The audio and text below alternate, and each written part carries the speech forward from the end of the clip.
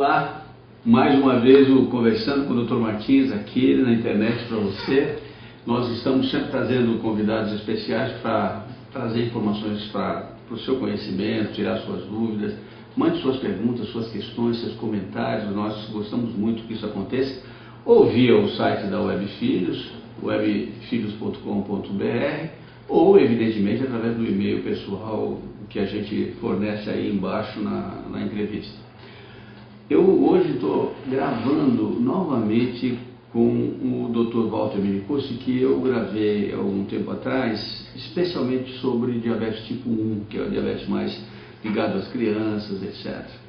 E foi tão interessante o programa, as pessoas gostaram tanto, que eu combinei com o Dr. Walter que ele voltasse para conversar comigo para a gente gravar o programa de continuidade de diabetes, falando agora da diabetes mais frequente, mais conhecida, que é a diabetes tipo 2, que é mais no adulto, mais nos obesos, embora existam adultos que tenham aquele diabetes tipo 1, que se você quiser assistir é só entrar no site da Webfilhos e ver lá que está lá o programa. E hoje nós vamos conversar bastante sobre isso. Estávamos conversando bastante no outro programa sobre dieta e eu acho que a gente podia até começar hoje aqui, Walter. Muito obrigado por você ter voltado aqui. Obrigado, eu sempre um prazer estar aqui com você. Então, você no outro programa falava, no final, falou de tudo aquilo que nós tínhamos usado, que até trouxe hoje outra vez aqui para mostrar, que são as canetas, as seringas, as bombas para criança, etc. Nós terminamos falando de dieta e nós não comentamos tudo que nós queríamos falar sobre dieta, porque o tempo estava meio curto e tal. E até eu ia te perguntar a questão da dificuldade das crianças aceitarem o tratamento, a adesão ao tratamento, particularmente quando as crianças começam a entrar na adolescência, querem ir na festinha, querem tomar uma cervejinha, querem tomar alguma coisa. E aí a gente percebe que às vezes eles não aderem e trazem problemas e às vezes tem crises. Essa é uma coisa frequente. É, né? Muito frequente. E eu te diria que para criança, se a gente, você sabe muito melhor que eu essa classificação das crianças, aí, os toddlers. A criança muito pequena não tem problema se os pais são bons. Bons no sentido de cuidadores, eficazes e que não ficam dando porcaria para eles. Não é? Então ela aceita bem.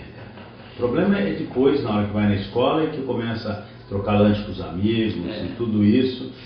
Eu te diria que eu não consigo ver muito como você possa controlar, a não ser tendo pais cuidadosos.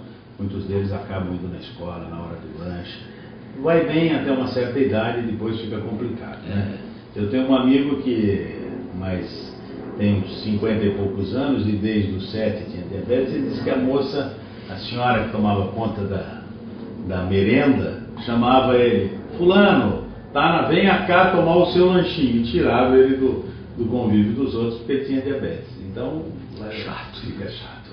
Tanto que ele, 40 anos depois, ele ainda lembrava dessa história e falava. Então, eu acho que aquela insulinização intensiva, seja com canetas em várias aplicações, seja com bomba de insulina, permite você conseguir mexer melhor com isso. Eu tenho crianças, por exemplo, que medem a glicemia, crianças que não são 7, 8 anos. Ou elas ou um cuidador, mesmo para elas mesmas medem. Medir a glicemia para as crianças é muito fácil. Depois de um mês, muitas delas já sabem medir, pega lá o aplicador, pica, põe uma gotinha e sabem ler o resultado. Pelo menos sabem mostrar. Algumas mostram para os avós, porque os avós são cuidadores, não sabem fazer, eles fazem, não sabem ler, mas sabem fazer. Tem pena de picar o dedinho e tal.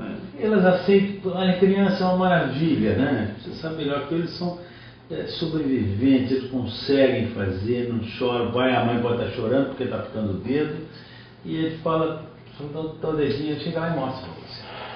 Então, eu acho que eles têm uma capacidade de reação fantástica. Se os pais não botam muita areia no caminho, se não ficam chorando, se não fazem aquela cara quando a criança aplica a insulina quando recebe. Nos mais velhos e nos adultos, então diabetes do adulto, a questão, ainda falando de dieta, a questão de consumo de álcool. Sem alcoolismo exagerado, mas o drink, a cervejinha de vez em quando, tal. Como é que isso funciona dentro do metabolismo? Dá para impedir que um adolescente ingira álcool? Não dá. O grupo social faz ele ingerir. Então o que eu digo para eles é o seguinte: olha só, tenta não beber. Se você for beber, tente beber o que tem menos teor alcoólico, para você não ficar embriagado, porque às vezes você fica embriagado e não come, você já pode ter um coma por causa do álcool. Se você ainda junta isso à hipoglicemia, você pode ter um coma maior ainda, pior. Sem contar que o álcool no metabolismo vai passar lá pela cadeia dos... Vai, mas do ponto de vista de controle glicêmico, o álcool nessas bebidas mais fortes, não nos fermentados, no whisky, vodka, esse tipo de pinga, ele tem um efeito de baixar a glicemia. Né? A cerveja, em dose maior, tem um efeito de subir a glicemia. Tem lá, né? E aí pode dar uma descompensada. E o vinho é neutro. Então eu acho que assim, primeiro, tente não beber. Se for beber, não beba muito. Se beber e for destilado, coma junto. Senão você vai ter uma hipoglicemia. Agora, associada à dieta, para a gente já entrar no adulto, tem a questão do exercício. Por que faz bem fazer exercício no diabetes infantil, no adulto, no tipo 1, no tipo 2? O que o exercício... E quem não tem diabetes também. E também não tem. O consumo aí, como é que funciona? Aí tem um erro de entendimento. Porque as pessoas falam muito isso, né? Porque é vendido a história de que o exercício melhora o controle glicêmico. É verdade. Naquelas pessoas que têm diabetes tipo 2, que tem uma resistência à ação da insulina. Que tem obesidade. Você fazendo exercício, a insulina, seja da própria dele, seja que ele toma, porque pessoas com diabetes tipo 2, 50% delas ao longo do tempo também precisam de tomar insulina. Não é? Então, se você faz exercício, a insulina funciona melhor.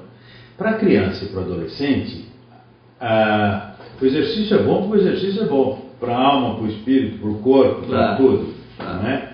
Mas se ele for fazer exercício, ele não pode contar com o exercício para melhorar o controle do diabetes. Ele tem que contar que o exercício vai alterar o nível glicêmico. Ele tem que comer antes disso, senão ele vai ter uma queda de glicose. Ele consome, né? Ele consome, não é só para criança e para adolescente. Mesmo naquele diabetes tipo 2 que está tomando insulina. Claro. Então isso é muito importante. Então tem que medir antes e depois, para ver como é que funciona em cada caso, a cada momento. Vamos agora migrar para essa questão do diabetes tipo 2 e inevitavelmente, né? As causas fundamentais são lá a baixa produção de insulina, a questão da relatividade da produção versus o consumo e tal, mas você tem um diferencial grande, é que às vezes nesses casos você pode usar os chamados medicamentos orais. Depois você vai falar do glucagon que você não falou, que é importantíssimo, né? Quando é que ele atua e em que tipo de diabetes você vai fazer já para do glucagon. Então, glucagon, diabetes tipo 1. Eu vou mostrar isso porque só tem essa marca de glucagon no Brasil.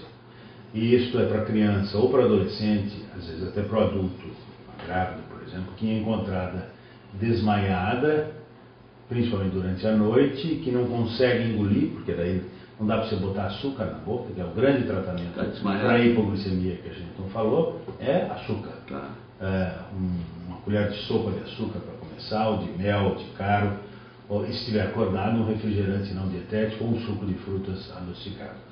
Mas se ela está desmaiada, em coma, isto aqui serve enquanto você chamou o pronto-socorro, está te levando para um pronto-socorro, porque, por exemplo, essa pessoa ou essa criança está em convulsão. Então daí você aplica isto, eu digo que é o salvador. No caso das meninas, intramuscular ou subcutâneo ou endovenoso. Como endovenoso só vai fazer no hospital, eu diria que intramuscular ou como se aplica em insulina. Você ia falar no caso das meninas? Eu digo que é o beijo do príncipe, porque ele acorda. Ela acorda, né? Está desmaiada, está Toda pessoa que tem um paciente com diabetes tipo 1 deve ter isso em casa. Eu acho que sim, embora seja caro. Quanto custa? Alguma coisa perto de R$120. Mas comparado com a bomba, 18 mil a bomba, né? Que coisa impressionante. Bom, 12 a 18. Tá. Vamos os medicamentos orais. Uma vez eu falei no nome de um remédio para diabetes. Aí você falou, não. E olha, é impressionante como vem gente aqui dizendo, toma, porque antigamente, e os clínicos antigos receitam ainda, porque não sabem. Os clínicos antigos já somos nós. Né? Eu não, você e eu somos mocinhos, jovens, né?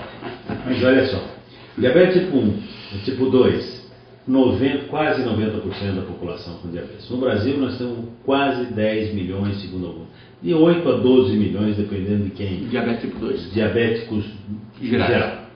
Destes 90% tipo 2. Desses 90% tipo 2. E agora está aparecendo no mundo, no Brasil ainda felizmente pouco, tipo 2 em criança. Crianças obesas. Obesidade e obesidade. E está aumentando a obesidade e barbaridade. Então essas pessoas que têm diabetes tipo 2 começam a tratar usando comprimidos. E hoje, sabe uma coisa que eu acho interessante, Martins? Que eu tenho São hipoglicemiantes orais que a gente chama. São hipoglicemiantes orais ou drogas orais, porque alguns não são hipoglicemiantes, alguns são sensibilizadores. Tem outros grupos aparecendo aí, recentemente foi aprovado nos Estados Unidos pelo Food and Drug Administration, uma droga que ele aumenta a saída de açúcar pela urina, ele faz uma glicosúria. Que legal.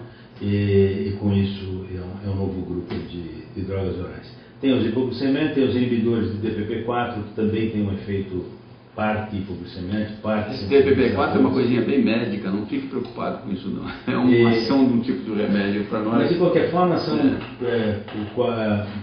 sulfonilureias, biguanidas, inibidores de DPP-4, agora esse LGP e aplicações de creatininomimética também injetável para quem tem diabetes tipo 2, porém não é insulina.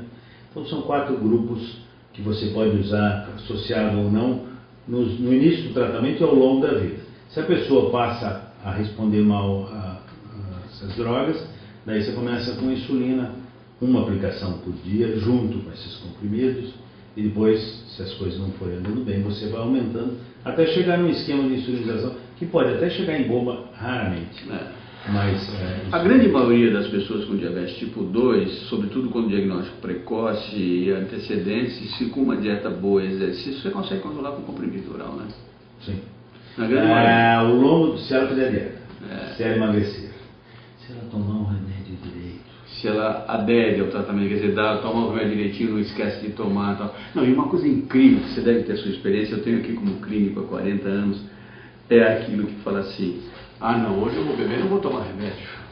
É aí que precisa tomar, pelo amor de Deus, né? E o pessoal, para hipertensão, isso é incrível, como as pessoas dizem: não doutor, eu tomo direitinho o remédio, só não tomo quando tem que tomar cerveja, um vinho, não vou misturar o vinho com o remédio para pressão. É exatamente o dia que ele tem que tomar o remédio, né? Até às vezes em dose mais alta, mas é um hábito, um mito que existe na fala das pessoas, não juntar remédio com bebida, vou comer uma feijoada, então hoje não vou abusar, não vou ficar tomando remédio, né? Daí que ela devia tomar. E aí que ela devia tomar. Isso acontece muito no diabetes. Muito. Se diz por aí que nesses surveys, essas pesquisas de quanto que a pessoa toma, né, que ela pode chegar, tem grupos que 30% das vezes não tomam remédio direito. E aí? Hiperglicemia. Nem levanta de noite, o homem. Você pergunta para um homem que vai lá: e você tem algum sintoma? Não tem, não, doutor. Sei quantas vezes você levanta à noite? Umas 3, 4 vezes. Mas é que eu bebo água, doutor. Eu levanto e bebo água. Levanto e não bebo é a água. próstata, doutor? Não é a próstata. Eu levanto e bebo água porque a taxa alta de glicose aumenta a sede, faz ele urinar mais. E daí ele levanta de noite, ele tem coceira no pênis, não sabe do que é, tem alteração visual, eu nem entro tem nisso, mas esse aí. Então as complicações do diabetes não tratados. Na infância terríveis, quando você não tem nada, a coisa complica muito. No adulto crônico, as coisas terríveis, né? Cegueira, né? Com lesão do nervo óptico, lesão renal, né? Muitos deles morrem de insuficiência renal. Né? A maioria dos pacientes em diálise hoje no mundo são né? Então, lesão grave renal, lesão impotência sexual precoce, né? E que é uma coisa assim terrível, porque por causa do problema vascular, né? Você tem obstrução. Aí vascular é neurológico, né? Infarto do miocárdio, acidente vascular cerebral. Então, o grande matador das pessoas que têm diabetes é a doença tipo 2, é a doença cardiovascular. E aí tem um negócio facinho de fazer para tirar esse risco, né? Além do controle do diabetes. Para de fumar. toma remédio para baixar o colesterol se o colesterol não estiver bom, e aí não estiver bom é diferente de quem não tem diabetes, né? E emagrece. Se faz essas coisas, a doença cardiovascular fica igual de quem não tem diabetes. Agora, eu ia fazer uma pergunta ao meu amigo aqui, que é endocrinologista, e que, sabe, de vez em quando umas mães me perguntam se eu conheço um bom endocrinologista que ela está engordando, ela quer emagrecer. Eu falei, eu conheço um bom, mas não sei se ele vai querer te ver assim. Não faz. Doutor, é fácil emagrecer, doutor? Difícil. Muito difícil e muito fácil. Ah, não vem com fácil. Depende do que leva uma pessoa a decidir. Se é uma questão de vida ou morte, é que nem cigarro, todo mundo para de fumar. A imensa maioria. Mas o cara tem que tomar um baita susto, né? Esse é tem que decidir. Tem um jeito fácil. Opera o estômago naqueles grandes obesos. É uma indicação cirurgia hoje. Bariátrica. Cirurgia bariátrica. Hoje no grande obeso. Mas tem recidiva, né? 30% do cara volta a engordar mesmo com o estômago. Né? Tem gente, inclusive, que bebe 3 latas de leite condensado por dia. Eu conheci um que morreu. Ele operou, aí um dia ele comeu 4 latas e morreu. E outra coisa, né? É a questão realmente do psíquico, né? Do psicológico, né? Quer dizer, infelizmente, a maior parte dessas doenças psicossomáticas é fundamental. É muito importante. Mas dá para emagrecer com dieta. É claro que emagrecer 50 quilos exige um incremento do esforço. Exercício. E não é em um dia. Claro, também tem isso. As pessoas querem emagrecer em uma semana. A menos que ele faça uma cirurgia, ele pode perder isso em meses. E tem o outro lado da questão também que me preocupa muito como pediatra e que vejo muito adolescente e alguns até adultos jovens. Aliás, eu estou surpreso, viu? Vou contar uma coisa para você interessantíssima. A Academia Americana de Pediatria, eu sou da Academia Brasileira, mas a Americana de Pediatria acaba de lançar um documento na reunião internacional sobre qual a população que os pediatras devem cuidar. Então a gente já sabia, eles trouxeram a gente para cuidar do feto, intraútero, o recém-nascido, o neonatal, o pré-escolar, o escolar, o adolescente e agora eles colocaram o adulto jovem. A transição. Que é um grande problema, né? Porque eu vejo aqui vários clientes meus que eu vi nascer, que estão com 25, 24, 23 anos, eles querem que eu veja, porque não tem clínico geral para eles. E eles não sabem escolher o médico. Então eles querem, não, mas eu quero ver se eu estou. Mas não é só isso, é que o pediatra ainda continua com essa função de clínico geral. De acolher, né? O acolhedor e o cara que faz clínica geral. E o cara que olha tudo. Então, eu acho que isso é interessante. E aí, nessas doenças crônicas, né, que o colesterol, diabetes é uma doença crônica, eu falo a eles, olha, eu cuido de você, mas olha, eu não tenho a experiência suficiente para lidar com essas maquininhas, com bomba e tal. Não voz, ele cuida do diabetes. Não, mas professor, não, eu vejo a parte pediátrica e tal, mas você vai lá e cuida dele. A mesma coisa o garoto com uma lesão cardíaca grave. Eu vejo, faço diagnóstico, encaminho para o cardiologista, mas evidentemente... Acolhe, segue, mas... Isso que você colocou do acolhimento é a grande característica da pediatria e agora do geriatra, né? Eu acho que tinha que ser do médico, né? Eu também acho. Foi na nossa faculdade, na nossa formação. É verdade. Médico, né? Mas acontece que a superespecialização, né, infelizmente, virou o coração, né, o cérebro, o pulmão, né, os órgãos genitais, o parto, e aí as pessoas não se sentem acolhidas, né? E aí fica o doutor Aual. Já ouviu falar do doutor Aual, não? O doutor Aual é aquele que fala assim, ao ginecologista, ao cardiologista, ao obstetra, ao... Então ele encaminha todo mundo. Esse cara não acolhe, porque ele percebe... A criança... O pediatra é o último dos clínicos gerais, depende de tudo, né? A gente vê diabetes, a gente vê insuficiência cardíaca, a gente vê pneumopatia, a gente vê tudo. Agora, o problema é que a adesão ao tratamento depende muito da relação médico-paciente e do... Eu diria que é crucial. Não é? Mesmo em diabetes é crucial. Você tem que entender o outro, das dificuldades que tem. Não é fácil, fala assim. Não, é assim. A gente saiu de uma fase onde se dizia que o diabético estava condenado. Vai morrer cego, impotente. O que não é verdade, que não é verdade. Por uma que é assim, o diabético é uma pessoa normal. Também não é verdade. Eu também falei isso porque eu achava que era verdade. Não, o diabético de qualquer nível, seja desde a criança até o idoso, é uma pessoa que pode ter uma vida boa, que pode usufruir dela, ser feliz, viver o tempo que viveria se não tivesse diabetes. Só que ele tem restrições. Tem que ir ao E médico. ele tem que se cuidar, não é? No outro dia eu estava num lugar, chegou um sujeito lá chorando as pitangas lá para uma. Eu estava pagando uma conta e dizendo para a moça: não, eu fui no médico, ele quer que eu tome um remédio, quer que eu faça exame de sangue, quer que eu emagreça. Não, quer que eu pare de fumar. Era um diabético diagnosticado. E eu na fila. E eu não aguento, né? Eu me meto. Minha mulher, cara, não, mas eu entro, né? Eu falo, mas meu filho, você precisa. Por quê? Eu falo, você precisa fazer a prevenção. Ah, doutor, eu vou aí na rua, vou ser atropelado, vou morrer. E eu vou deixar o meu cigarrinho, vou deixar a minha pinguinha. Não. Aí é um acolhimento psíquico, o entendimento do sofrimento humano, né? Da necessidade de ser. Da dificuldade de fazer a mudança. Né? Agora, essa combinação é uma bomba atômica, né? Diabetes e fumo é uma combinação muito ruim, principalmente. Se quiser piorar, põe um pouquinho de álcool aí. Para doença cardiovascular e cérebro, porque o cérebro sofre muito. Então, se a gente vê demências importantes em quem tem diabetes de muito tempo, não trata e fumo. Nós gravamos um programa aqui sobre tabagismo com o Mário Becker, esse logo vai ser colocado no site da Vida Web, que é inacreditável, né? Como é que as crianças estão entrando no cigarro e como é que, por exemplo, na região que nós estamos aqui, qual é a incidência disso? É uma coisa inacreditável. Você não imagina a molecada como está fumando e bebendo cedo, né? E depois não para mais. E as mulheres fumando muito e usando anticoncepcional, que é outra bomba de efeito retardado. Walter, estamos encaminhando para o finalzinho desse programa. Me diz uma coisa, qual é a tua grande experiência com o tratamento de diabético?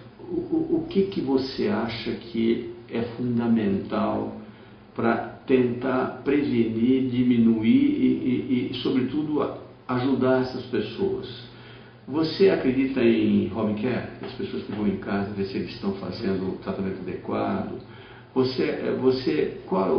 Quantas vezes esse paciente deve procurar um médico? Como é que você controla os seus pacientes para ver se eles estão aderindo ao tratamento ou não? Olha só,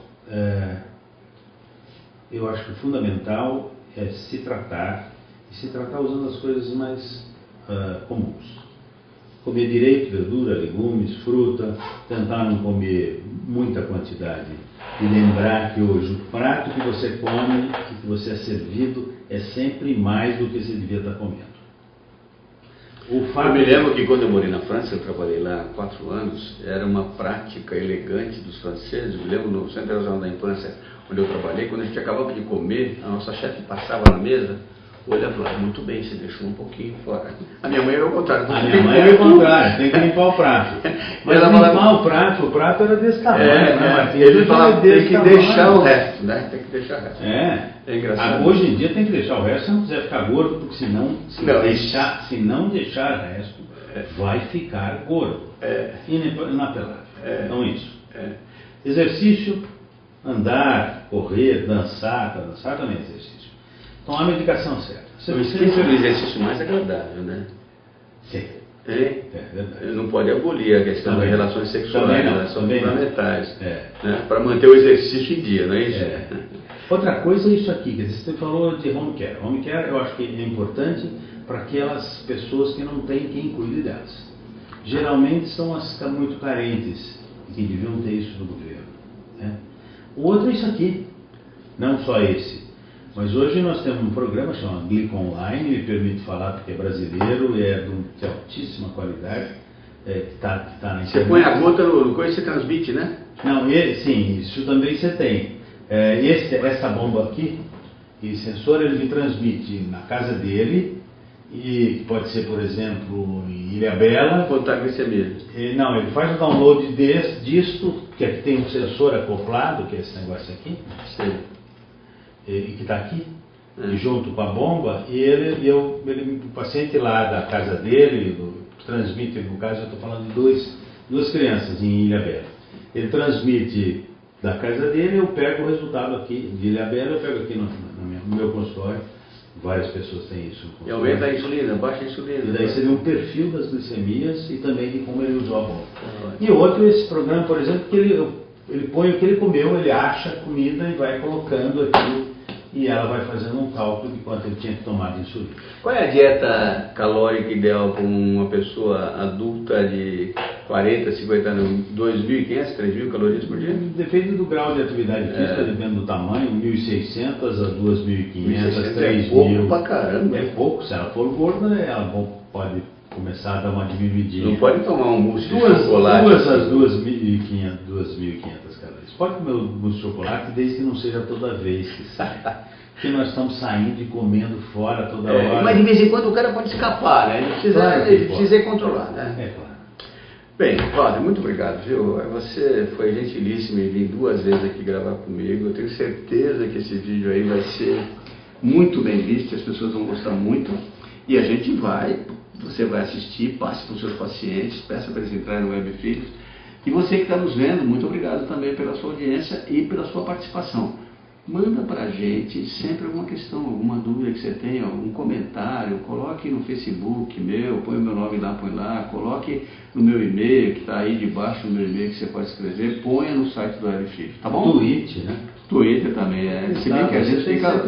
Pois é, mas é uma loucura, né? A gente não faz outra coisa com essas coisas não, né? Muito obrigado pela sua audiência. Não perca sempre no Webfilhos o nosso programa Conversando com o Dr. Martins. Walter, muito obrigado pela sua presença aqui, amigão. Um abraço.